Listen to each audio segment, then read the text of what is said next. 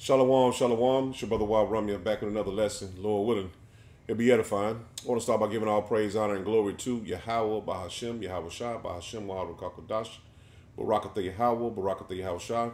Double honors to the apostles and elders of Great Millstone who taught me this truth. And shalom to you blacks, Hispanic, and Native Americans, the elect of those people that make up the 12 tribes of Israel. And shalom to the 144,000 that man you see on the highways and byways pushing this truth out nationwide, man. And shalom to the whole 100 the 1/3 men, women, and children that will escape the judgment of Yahweh Bashem Yahweh Shah. Now we've been going into World War III, the Battle of Armageddon. These last couple of lessons I've been putting out, but prophecy is speaking louder and louder every day about this World War III. We know a few more prophecies that has to come to pass. The main one being the MOTB, which is the mark. That has to come to pass before World War III goes hot. But you still seeing the rumors of war. You're seeing a saber rattling, and you're seeing nations speak of fighting in World War III. Now, Babylon the Great is getting prepared. If you haven't been seeing that Babylon the Great is being prepared to fight this war, you've been stuck under a rock, or the Lord has put you truly into a sleep mindset of not watching for the things that are coming on the earth. Now, as you see, it says $75,000 bonus for elders that join, paid in 3 parts. Would you join? And a lot of people are going to join because they've hit rock bottom. The economy is crashing slowly, and they have no way out. They can't get a job. Only thing they can think of is to go to the military to get the benefits. Now, I'm going to let this video play. I got a couple videos to play, and I got scriptures, like always, and Lord willing, to be edifying. For those of you who haven't heard this already, there is a $75,000 bonus if you sign up for the military and you're a senior. This is legit. I looked it up. Kind of crazy that they're actually doing this, but it's paid 33% after you finish boot camp, and then it's paid another 33% after you finish your schooling, and then the final portion comes at the last when you get your certificate for whatever job title you're going to get, or however they do that. But yeah, they're paying $75,000 bonus as a senior to join the military, which is kind of crazy, but I guess with the numbers of military way down, they're trying to entice people to come back, I guess. I would never do that, just because the administration that's there and the projection they're showing is for sure we're going to have some kind of conflict. And to me, it's not about being proud and being defending my country. If the administration is wrong, the administration is wrong. You don't blindly just follow. Don't go in the comments and tell me I'm going to do it because I'm Gen X and I'm proud. No. If the administration is wrong and there shouldn't be a war, then no, it's not right. And that mindset is not going to be on everybody. A lot of people are going to look at that money and be like, damn, man, that's good money, man. I can go in and fight. And even the military personnel know that you're going to be drafted, man. Which he thinks he's going to get out. Which, when a time of war, I'm not a military guy, but I know in a time of war, they won't let you out, man. I need ages 18 to 24. Get your hush puppy head asses on the motherfucking bus. The draft is real. We is not bullshitting. You ain't got to sign up with us, but you're going to pick some motherfucking body, and fuck no, you ain't going to the Space Force. Because nobody knows what the fuck they do. They don't even know what the fuck they do. You going to get some regular shit. Marines, Army, Navy, Air Force. Y'all probably, I ain't even get that. But yeah, y'all gonna grab the hell out of that info and grab that cheap ass vest and that brown bag that look like it covered up a 40 can. Grab that motherfucking MRE and get your cheap ass on that motherfucking plane. Boy, I can't wait. I can't wait to see y'all in tears, in shambles. Oh, I could never go to the military. We gonna see. Retention rate was low. Government, I'll fix that. I'll fix your ass, boy. I can't wait, bro. Baby motherfucker, I'm on the way out. I'm almost out the door. This don't really mean nothing at all. But it do mean I was in the Army at least 2.5 years. Which means I'm done. Ah! Which means I'm done. Ah! Fuck is you talking about? See, Jake, it's all fun and games, but he doesn't know, or he haven't looked into it yet, but in the time of war, he is not getting out. So, fuck is you talking about? You know what I'm saying? Not to mock him, but the thing is, he's mocking other people that's coming in, man, that didn't choose to go in the military. But this is the time of trouble, man. The time of Jacob's trouble. The time of World War III. Time of all the prophecies being fulfilled, man. Now, you see this lady here, and we already knew through the spirit and power of Yahweh Shem Yahushua, not even seeing any information on it, but this was coming down the line as well because the women are going to be drafted at the same time as the men are going to be drafted, 18 and 26. While everybody was talking about the fast tracking of the draft enrollment last week, not a lot of people realized what they were doing as well. This ought to be fun. Strange things that happen, you're no stranger would it be if we met. Did you catch that? Let me blow it up for you. Are you coming to the tree? And it just basically, I should have paused it so anybody want to read it. I mean, you can pause it and read it. But it just says a men's Military Selective Service Act to require the registration of women for selective service. So the women are joining in as well, man. They're going to be drafted as well, man. The National Defense Authorization Act was amended to require the registration of women into the selective service. Are you ready to send our sons and daughters off to war to die for foreign interests and central bankers? Because I'm not. Well, you don't have any choice, man, because you're a slave here in Babylon the Great, man. So your opinion is not going to make any difference to their choice, man. Esau going to war. And a lot of people are celebrating Juneteenth today like they're free. And you're still a slave, man. And I got to get one scripture before I get this video here. You're still a slave here in Babylon the Great, man. And you celebrating a holiday that Esau gave you no reparations, no apologies, just a holiday. With just a slap in the face, man. The men of the Lord want true reparations, and that's Esau. In hardcore bondage, just like we was. Let me get this scripture right quick, because we are in a time of war. This is Ecclesiastes 3 and 8. It says, a time to love and a time to hate. A time of war. See that? We're in a time of war. You haven't seen any missiles shot off. You haven't seen any bombs dropped on Babylon the Great. You haven't seen any bombs dropped on Russia as of yet that I know of. But you haven't seen a full-scale war yet. But we're in that time, man. A time of war and a time of peace. And we know we're not in a time of peace. We're in a time of war. So you better buckle up, strap up, and repent, because you're going to be facing this right here, man. You're going to be facing this. Because it's going to start off slow before those missiles being shot from one end of heaven to the other end of heaven. And as you see, this is off of X update. World War III is coming. Serbian president and several NATO leaders are predicting a full-scale conflict between NATO and Russia across Europe. NATO is fully engaged in the Ukrainian war, and Moscow knows it. And I'm just going to play a little portion of this, because you know what war looks like. But we know this last world war is not going to be like this, but it's going to start off like this.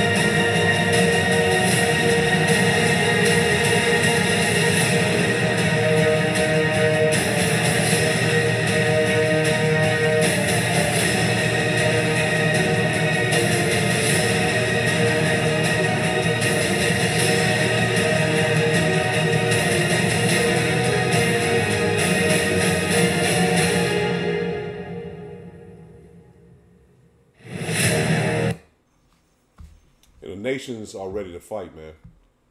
And I don't know if that was a mix of Russia's army with some other army.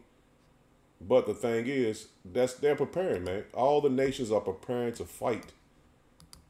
There's no turning back. There's no peace deals going to be brung up, because Russia just brung up a peace deal and they shot it down before the first day. They didn't even think about it. It shot it down. So war is on the table, and war will be fought in our lifetimes. World War III will be fought in our lifetime. I just want to hit a quick scripture, Isaiah 9:5, which we should know by heart now. It says, "For every battle of the warrior is with confused noise and garments rolled in blood, but this shall be with burning and fuel of fire." And that's all you see, with burning and fuel of fire, man. You might have a couple of skirmishes here and there, but mostly it's going to be missiles, man. The technology is not like the technology they had in the ancient world. The technology they have now is all about rockets and grenades and missile launchers and missiles, and the list goes on and on. Like I said, I'm not a military guy, but the writing's on the wall, man. Now I'm gonna play this video here, and you see it's Annie Cobson, just like a Cobson, Annie Jacobson, nuclear countdown, only 26 minutes left to save humanity. Now, this is a podcast, and this is what these Edomites are saying on their podcast. When they go on there, they podcast, they talk about this rapper, that rapper, who messing with who. Esau was talking about World War III and the destruction of nations.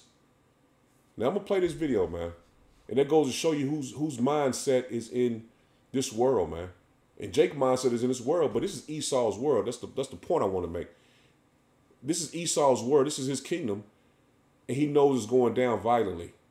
But Jake is still bullshitting, partying, having a good time, man, not knowing that they're going to be destroyed in thermonuclear destruction, man.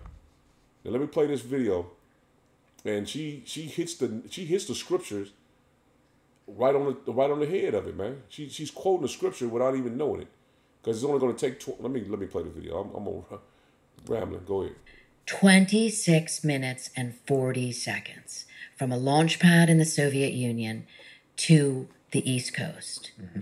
And it happens in 3 phases. Very simple and interesting to remember, because then suddenly all of this makes more sense.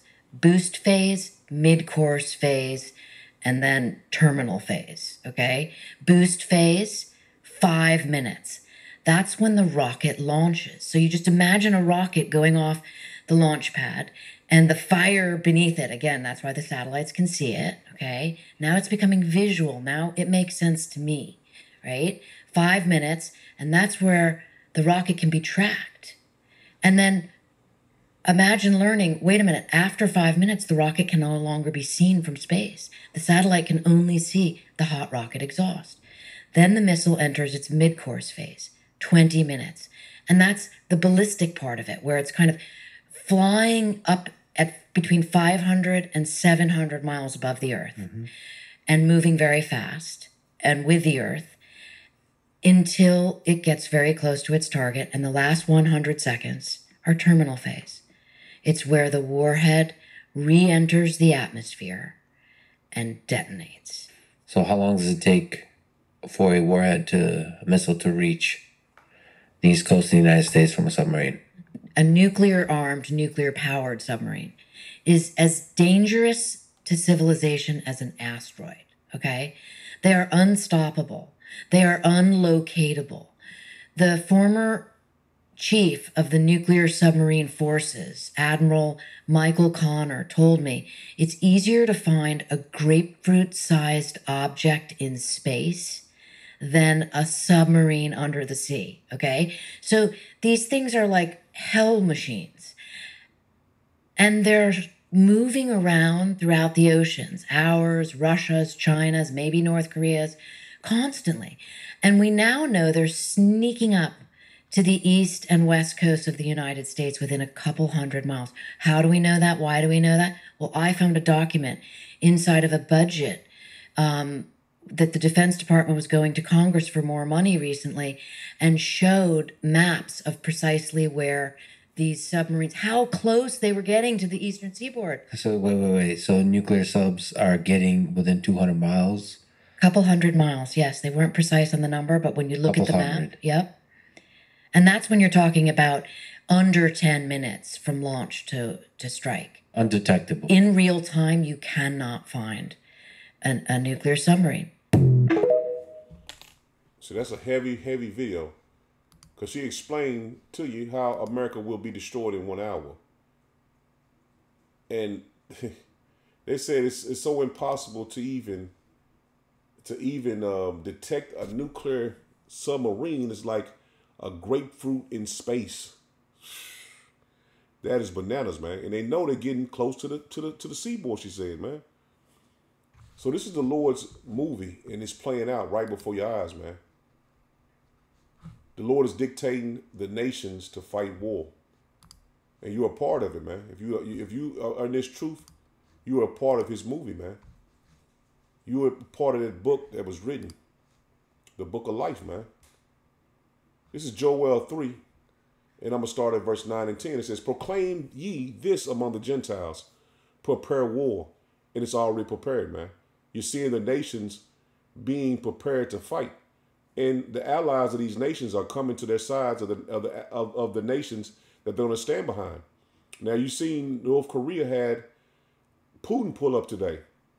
And now tomorrow, Putin is going to Vietnam. So the nations are jockeying for place with the nations, man. So you have nations are signing pacts with other nations to protect them, just like Ezekiel 38 said Russia would do. So we'll see what Vietnam says with Russia tomorrow, but North Korea will also be getting armed with long-range missiles, man. If not nuclear missiles from Russia, man. So this thing is heating up, man, more than we ever knew. We only can see what's happening on the stage, but we don't know what's going on behind the stage. Because the world is a stage, man. And the men of the Lord are just bringing this information out as we see it. This is Joel 3 and 9. It says, proclaim ye this among the Gentiles. Prepare war. Wake up the mighty man. Let all the men of war draw near. Let them come up. Beat your plowshares into swords and your pruning hooks into spears. Let the weak say, I am strong. And the nations are not farming nations, and all the nations that usually are not fighting nations, they are ready and prepared to fight. You're seeing the nations equipping themselves and getting behind the nation that's going to back them, man. And like I said, man, the closer and closer we get to this World War III, man, the major events are going to happen here in Babylon the Great. You got your you got your dollar crashing. You got the MOTB, the time of Jacob's trouble, all hell breaking loose. You have another major sickness is coming. These are prophecies that we know are going to come to pass during the time of Jacob's trouble. But you also, EMPs, man, knocking out the power grid. These are all things on the table as well, man, because those things are going to happen. We don't know when, can't say it's going to happen what day, but we know it's going to happen through the spirit and power of Yahweh Bashem Yahushua, man. This is the way the Lord is going to have this place go out, man. This is Isaiah 34, and I'm going to start at verse 1. It says, come near ye nations to hear, and hearken ye people. Let the earth hear, and all that is therein, the world and all the things that come forth of it. Listen up. For the indignation of Yahweh Bashem Yahushua is upon all nations. See, the Lord is not picking a side. His people is his side, man. Yahweh Bashem Yahushua is choosing Israel. It's Isaiah 14 in verse 1. He's not with these nations because Yahweh Shah is going to fight against these nations, man. For the indignation of Yahweh Bashem Yahushua is upon all nations. So Babylon the Great is not, excluded from the Lord being against it, man. This is the main nation the Lord is coming against, man. He set up the other nations to take this place down. It says, for the indignation of Yahweh Bashem Yahushua is upon all nations, and his fury upon all their armies. So you join into Esau's army, the Lord is going to be against you, man. because the Lord put you in his army to fight against you. You're not just being drafted. A lesson the other day. You're not just being drafted to fight against the other nations. You're also being drafted to fight against Yahweh Ba'Shem Yahushua. He have utterly destroyed them. He have delivered them to the slaughter. And that's the armies, man. You're being put in the army. You're set up to be destroyed, man. He says, their slain also shall be cast out, and their stink shall come up out of their carcasses, and in the mountains shall be melted with their blood. See that? You're going to be destroyed in his army, man. And a lot of people are going to choose to go into the army, man. A lot of blacks, Hispanic, and Native Americans, they're going to see this is the only way out, because they rejected the men of the Lord, and they rejected the Lord's word, man. So their blood is going to be melted in these mountains, man, in what they call the so-called Middle East, which we know is not the Middle East, but we refer to it like that because that's what people have come to understand what we're talking about, the Middle East. But it's Asia. Verse 4 says, and all the host of heaven shall be dissolved, and the heavens shall be rolled together as a scroll. See that? That's that burning and fuel of fire, those missiles, man. Those intercontinental ballistic missiles, and also those missiles that you seen in the video, man. They're gonna roll together like a scroll too, man. But the main ones we know is those intercontinental ballistic missiles, man. You're gonna be able to see them from heaven. It says, and all their host, all the armies shall fall down. See that? Your army, you join to this Esau's army, you're gonna be destroyed with those missiles, man. As a leaf falleth off the vine, and as a fallen fig from the fig tree. See that? You're going to be destroyed, man. With no power or no hope to save you out of harm's way. You're slated to be utterly wasted, man, and utterly destroyed. This is your fate, man, for rejecting the Lord, man. Now, we brung our lessons several times, man, to repent and return to the Lord, man, before the evil days come, man. The judgment of Yahweh Ba'Shem Yahushua comes. This is Revelation 19 and verse 11. It says, and I saw heaven opened, and behold, a white horse. And he that sat upon him was called Faithful and True. And in righteousness doeth he judge and make war. See, Yahweh Ba'Shem Yahushua is making this war. He's putting the spirit on Esau, which is the Babylonians, which you can call them Americans, to continue to push this war on. He's putting the spirit on them to go against the Russians and the Chinese. As also, he's putting in the spirit of the Russians to come against the Babylonians, man. The Lord is making war.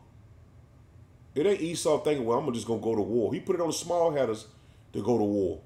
And I forgot about this. I didn't bring this up, but the small hatters are talking about full-scale war with Lebanon, which is the not the Houthis, but the damn, they slipped my mind. The Lebanon army. Damn, maybe it hit me. Maybe the spirit hit me with the name. I mean, you should already probably know it, but the small hatters are ready to go to war too, man. So the Lord is putting a spirit of war on the earth. The Lord is making war. And it's not going to be denied, man, what's coming. You're not going to say, well, y'all didn't say the war was coming. Yeah, man. You must not have been paying attention. If the men of the Lord haven't been speaking of this war for many years, starting with the apostles and the elders of Great Millstone down, we've been speaking of it, man. And the Lord is putting his spirit on Esau to fight this war, man. And the Edomites are Russians, and the Edomites are the Americans as well, man. So the spirit of war is in the earth. And the Lord spoke of this here in Luke, which we know is a deeper meaning to this, but I want to get the point because this is clear how Esau thinks. But like I said, let me read it. It says, let me get it in GNT. That make it a little clearer for anyone hearing for the first time. This is Luke 14 and 30. Because we come from a common sense power, man. And Esau, his power is Satan on the left hand side. So he thinks he's in control of everything, man. But listen to this. This is Luke 14 verse 30 says, you began to build but can't finish the job. They will say, if a king goes out with 10,000 men to fight another king who comes against him with 20,000 men. So basically, if you are outnumbered, you would make peace. See, but the Lord has put on the spirit of Esau to fight. You got enough. Putting the spirit on Satan on the left-hand side to tell him that if you go to war, you're going to win. If you put this war together, you're going to accomplish your NWO. You're going to establish everything you dreamed of having. You're going to establish it. But the Lord is telling him, he was talking to the large multitude in a common sense way. Because he mostly spoke to everybody in parables. But the disciples, the men of the Lord, he spoke to them in parables. It's right here he spoke in a common sense way for them to understand clear. He says, verse 31 again, it says, if a king goes out with 10,000 men to fight another king who comes against him with 20,000 men, he will sit down first and decide if he is strong enough to face that other king. See that? Esau is going to have multi-front wars, man. America is going to be hit with multi-fronts. You got North Korea. I'm just going to name a couple of them. You got North Korea, South Korea. You got Russia in the yellow and blue, which is you. I don't know if they still flagging for that saying in that nation. But you got Russia and the U. Then you got China and Taiwan. Those are just three. Not include the ones in Africa, the fronts in Africa, the fronts in Greece with Turkey, not including the small hatters. So these are multi-front wars, man. So they're gonna have more than just the what they have to fight. So they're gonna have to have a draft. They're gonna have to get other nations to fight.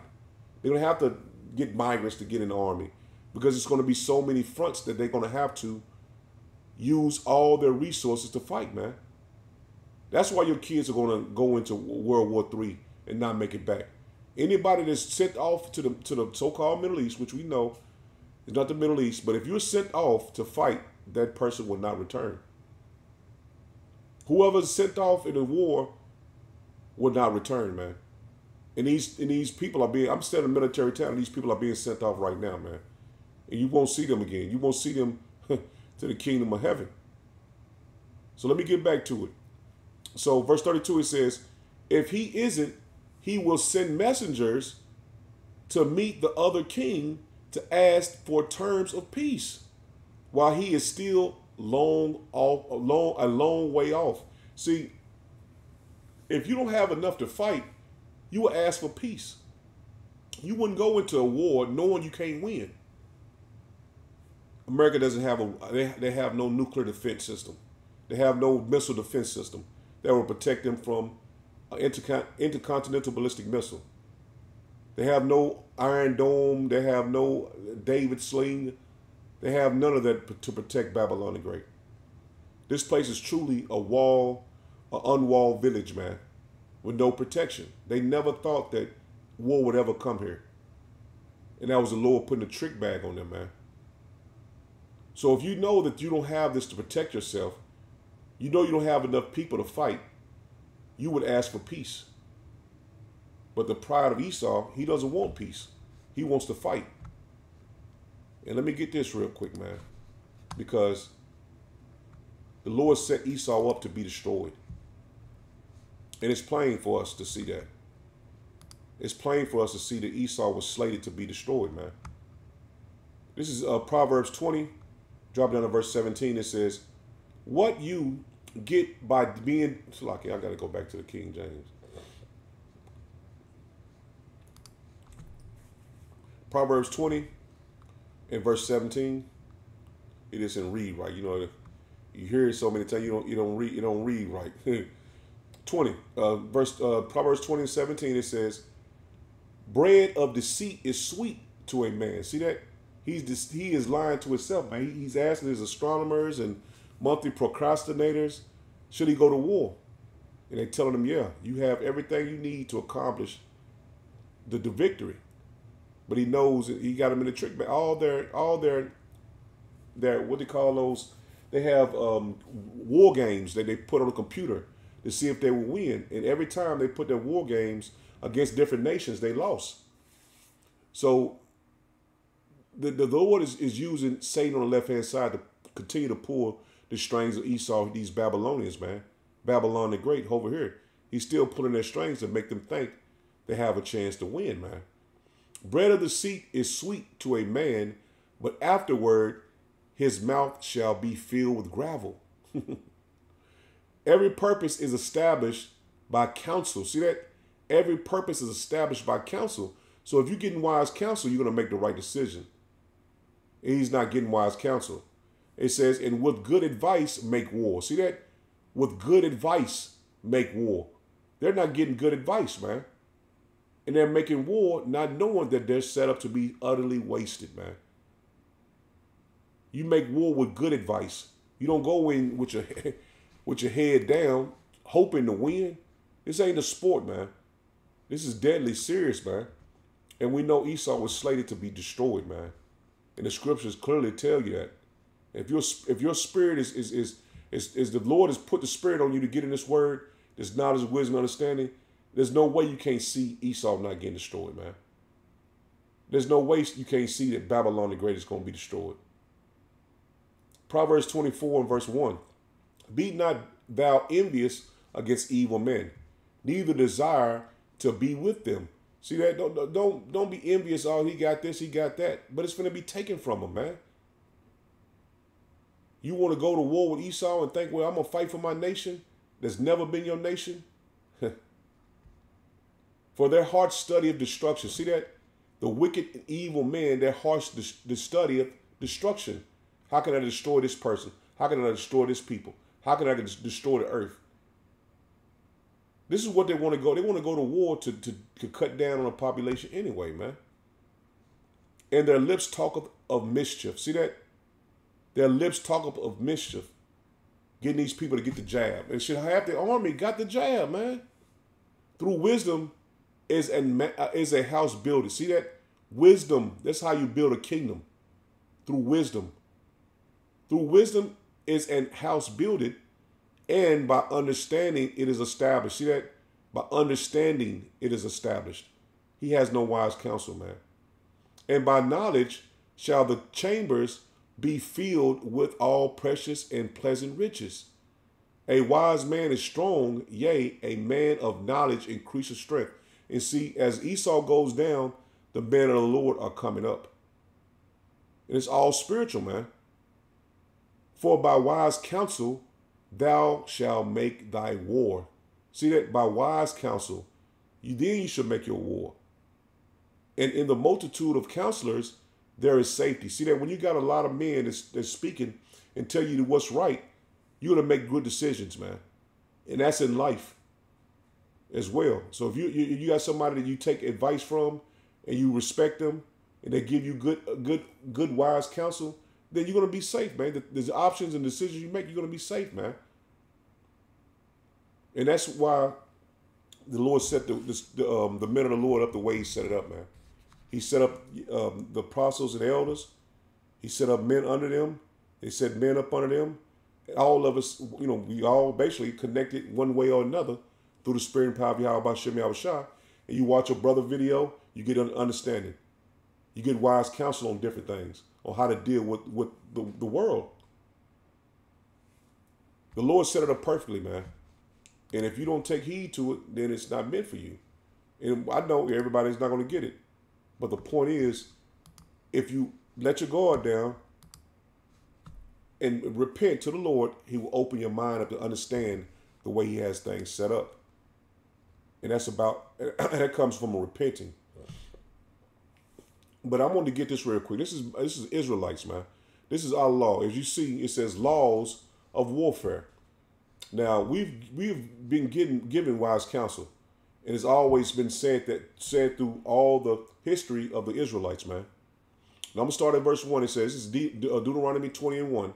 It says, when thou goest out to battle against thy enemies, and seest horses and chariots, and a people more than thou, be not afraid of them. See that? Be not afraid of them.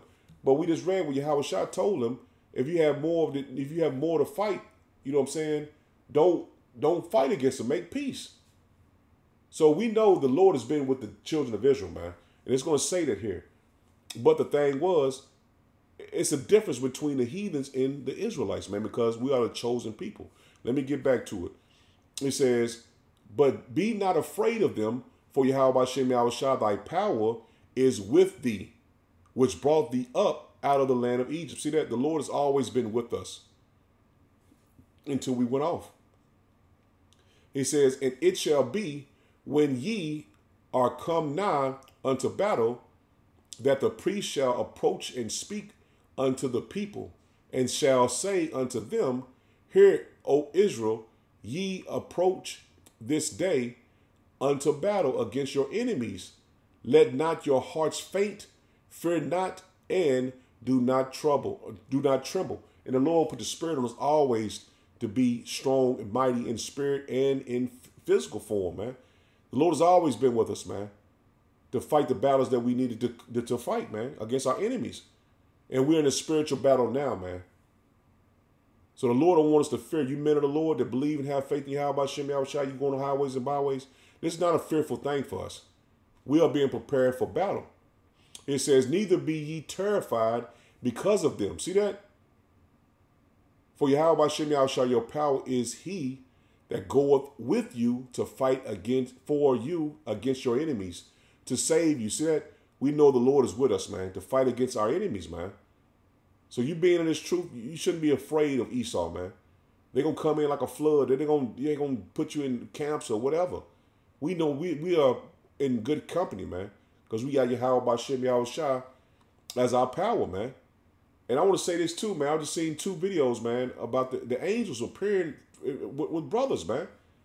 One of the brothers, I think he's up in Idaho, or I forgot the camp. I think it was Idaho camp.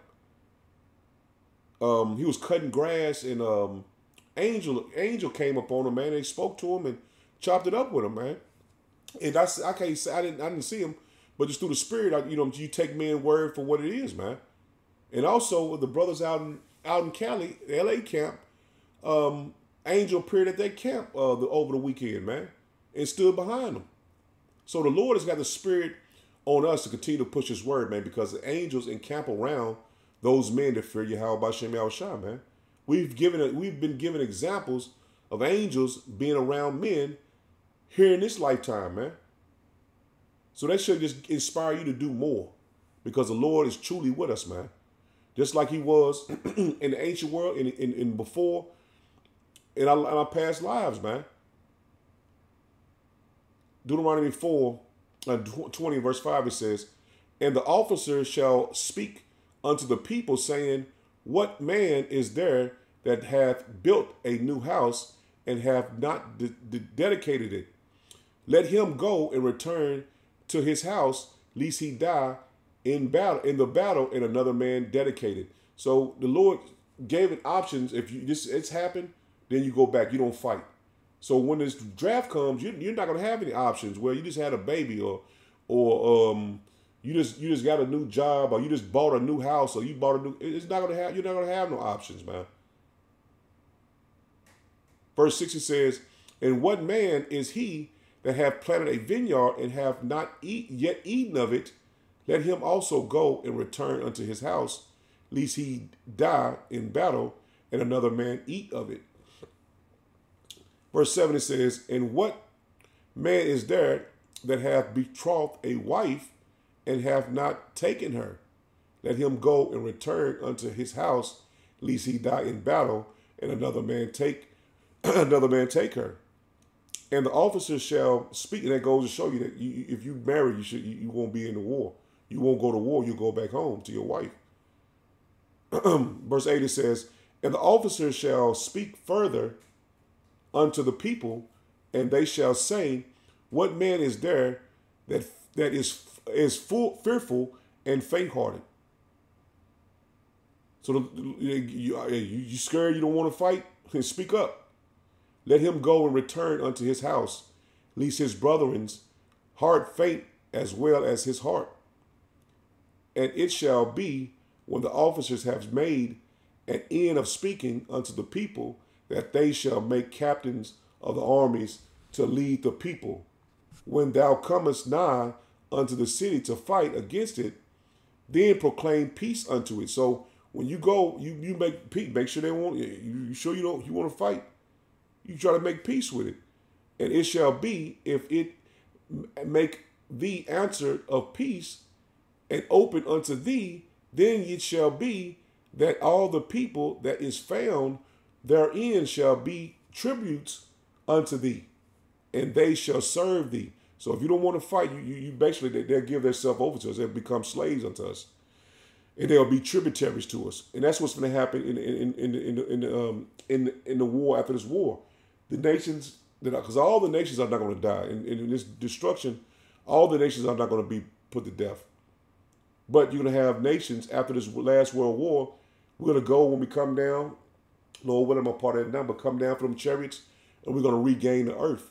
And all the nations are going to be tributaries to the Israelites for 1,000 years, or for many more years than that. I'm just speaking of now. You know what I'm saying? But they'll always be tributaries to us, man, because we're going to control the whole entire earth. He says, be tributaries unto thee, and they shall serve thee. See that? They're going to be slaves unto us. And that's going to happen, like I said, after this Third World War, the Battle of Armageddon. And if it will make no peace with thee, but will make war against thee, then thou shalt besiege it. And when Yahweh Shem Yahushua thy power have delivered it unto thy hands, thou shalt smite every man thereof with the edge of the sword. See that? So when the Lord give the nations over to us, we're going to put the men to death. But the women and the little ones and the cattle and all that is in the city, even all of the spoil thereof, shall thou take unto thyself. See that? The women and their children we're going to take unto ourselves, but the men will be put to death. And that's all through the scriptures, man. That's what happened. He says, verse 14 again, it says, but the women and the little ones and the cattle and all that is therein, the city, even all the spoils thereof shall thou take unto thyself, and thou shalt eat the spoils of thy enemies, which Yahweh Shem Yahushua thy power have given thee. Thou shalt do unto all the cities which are very far off from thee, which are not of the cities of these nations, but the cities of these people, which Yahweh Shem Yahushua thy power doeth give thee for an inheritance. Thou shalt save alive nothing that breatheth. See that the Lord is not going to spare these nations, man. And that's what's going to happen again, man. This is soon to happen again. This is a beautiful movie the Lord has set up. And Lord willing, we endure to the end and be a part of it. So Lord willing, I'm in it there. Lord willing, was edifying. Shalom. Shalom.